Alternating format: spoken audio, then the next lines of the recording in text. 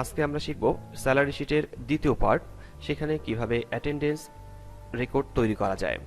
তো attendance record তৈরি করার জন্য আমাদেরকে একটি নতুন শিট ক্রিয়েট করে নিতে হবে।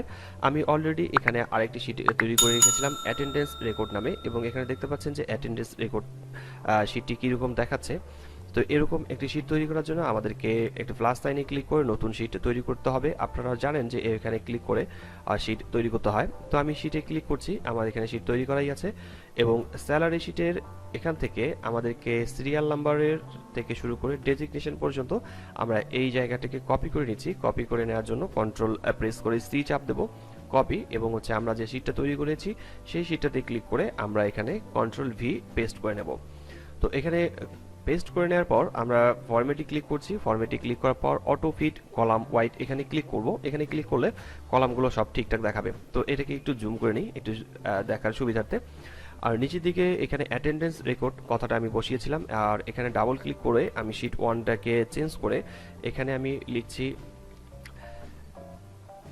এখানে আমাকে যেটি লিখতে হবে সেটা হচ্ছে অ্যাটেন্ডেন্স রেকর্ড 2 আমি লিখবো। যেহেতু আমি পরবর্তীতে আরেকটি শিট তৈরি করছি, সেক্ষেত্রে আমি এখানে অ্যাটেন্ডেন্স কথাটা লিখছি, অ্যাটেন্ডেন্স 2 লিখে রাখি। অ্যাটেন্ডেন্স 2 অর্থাৎ এখানে ডাবল ক্লিক করে আপনার নাম চেঞ্জ করতে পারবেন। আমাদেরকে ডাবল ক্লিক করে নাম চেঞ্জ করতে হয়। আর এখানে স্যালারি শিট ছিল, স্যালারি শিটটাকে আমরা ডাবল ক্লিক করে নাম চেঞ্জ করেছিলাম। তো অ্যাটেন্ডেন্স 2 শিটটা সিলেক্ট করে নেওয়ার পর আমরা উপরের দিকে রাইট বাটন ক্লিক করব এই সেলে। রাইট বাটন ক্লিক করার পর ইনসার্টে ক্লিক করে নিচ্ছি, উপরের দিকে একটি সেল ক্রিয়েট করে নেব, এবং এখানে থাকবে মান্থ এবং আমরা মান্থ ব্যবহার নেব জানুয়ারি।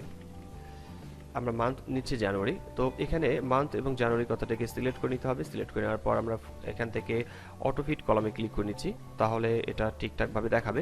তো মান্থটাকে আমরা অটোফিট কলাম অ্যাড করে নিয়েছি।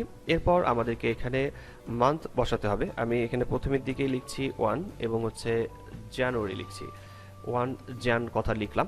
এরপর এটাকে আমরা ড্র্যাগ করব। আমরা এখান থেকে ড্র্যাগ করে 31 জানুয়ারি পর্যন্ত সিলেক্ট করে নেব। আমি এখান থেকে ড্র্যাগ করছি, এইদিকে যাচ্ছি। এইদিকে যাওয়ার পর এখান থেকে 31 তারিখ পর্যন্ত আমাকে সিলেক্ট করে নিতে হবে। তো 31 জানুয়ারি পর্যন্ত চলে এসেছে, এবং আমি নিচের দিক থেকে এটাকে সরিয়ে নিচ্ছি। আর যেহেতু এটাকে আমরা অটো ফিট কলাম করিনি, সেক্ষেত্রে এই সেলটি অনেক বড় হয়ে আছে। আমরা ফরম্যাটে ক্লিক করব, এখান থেকে অটো ফিট কলামে ক্লিক করলে এই জায়গাটুকু দেখাচ্ছে যে অ্যাডজাস্ট হয়ে গেছে। তো আমরা এটাকে আবার সিলেক্ট করে নিই। সিলেক্ট করে নেওয়ার পর আমরা 31 জানুয়ারি পর্যন্ত সিলেক্ট করব। যেহেতু আমরা এখানে জানুয়ারি মাসের শিট ব্যবহার কাজ করছি, যেহেতু আমরা এখানে জানুয়ারি কথাটা লিখেছি, সেক্ষেত্রে এখানে জান কথাটা না থাকলেও চলবে, শুধুমাত্র 01 অথবা ডেট কথাটা থাকলেই হবে। তো এটাকে শুধুমাত্র আমরা তারিখে নিয়ে আসার জন্য নাম্বারের এই জায়গাটাতে ক্লিক করব, পয়েন্টারে আমরা নাম্বার যে রিবনটা দেখতে পাচ্ছি, নাম্বারের রিবনের এখানে ক্লিক করব। এখানে ক্লিক করলে যে ডায়লগ বক্সটি আসবে, তো এখানে টাইপ দেখেন যে লেখা রয়েছে ডিডি মান্থ, অর্থাৎ ডেট এবং মান্থ। আমরা এখানে শুধুমাত্র ডিডি করে দিচ্ছি। এরপর ওকে লেখাতে ক্লিক করলে শুধুমাত্র এখানে তারিখটাই আসবে। এরপর আবার আমরা সেম কাজটি করব। ফরম্যাটে ক্লিক করার পর এখান থেকে অটোফিট কলাম ওয়াইটে ক্লিক করছি, তাহলে অ্যাডজাস্ট হয়ে যাবে। আবার এটা অ্যাডজাস্ট হয়ে গেল।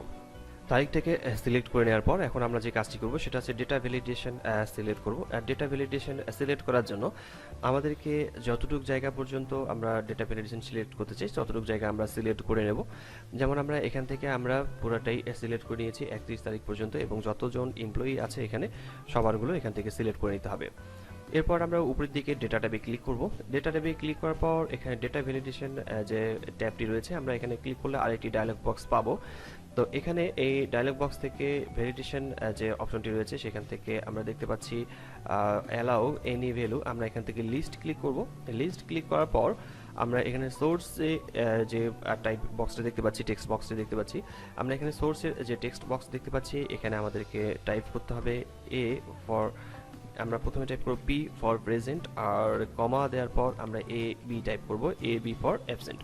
তো আমরা এটা টাইপ করে দেওয়ার পর আমাদেরকে ওকে লেখাতে ক্লিক করতে হবে। ওকে লেখাতে ক্লিক করলে এখানে দেখতে পাচ্ছেন যে এটি লিস্টের সাইন এসেছে। আমরা এখান থেকে প্রেজেন্ট এবং অ্যাবসেন্ট এটাকে আমরা ঠিক করে দিতে পারি, অর্থাৎ প্রত্যেকটা সেলে ক্লিক করে আপনারা এখান থেকে প্রেজেন্ট এবং অ্যাবসেন্ট এখান থেকে ঠিক করে দিতে পারবেন। তো আমরা প্রত্যেকটাই সিলেক্ট করে নিচ্ছি। নেওয়ার পর কিবোর্ড থেকে কন্ট্রোল চেপে ধরে আমরা চাপবো আর, কন্ট্রোল আর চেপে কন্ট্রোল চেপে ধরে আমরা ডি প্রেস করব, তাহলে সবগুলোতে একসাথে এগুলো পেস্ট হয়ে যাবে।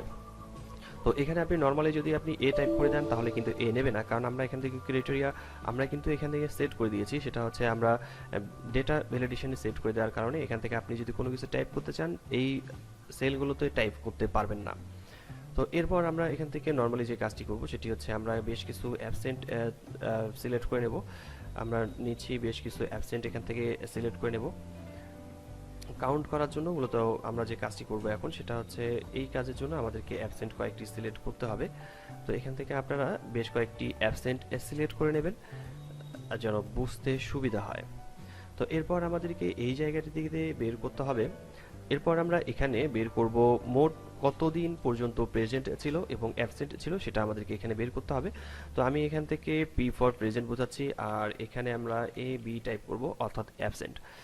তো এখন আমাদেরকে প্রেজেন্ট বের করার জন্য আমরা এখানে নর্মালি একটা ফর্মুলা প্রয়োগ করব। এখানে আমরা ফর্মুলা প্রয়োগ করব কাউন্ট ইফ ব্যবহার করব। প্রথমে আমরা এখানে ইকুয়াল টাইপ করলাম, এরপর আমরা এখানে লিখছি count if first bracket open bracket দেওয়ার পর এখান থেকে বলছে রেঞ্জ ঠিক করে দিতে হবে। আমাদের কাউন্ট ইফের রেঞ্জ আমরা কোথা থেকে গণনা করতে যাচ্ছি, আমরা 1 নম্বর থেকে শুরু করে আমরা 31 তারিখ পর্যন্ত আমরা এটাকে সিলেক্ট করে দিলাম।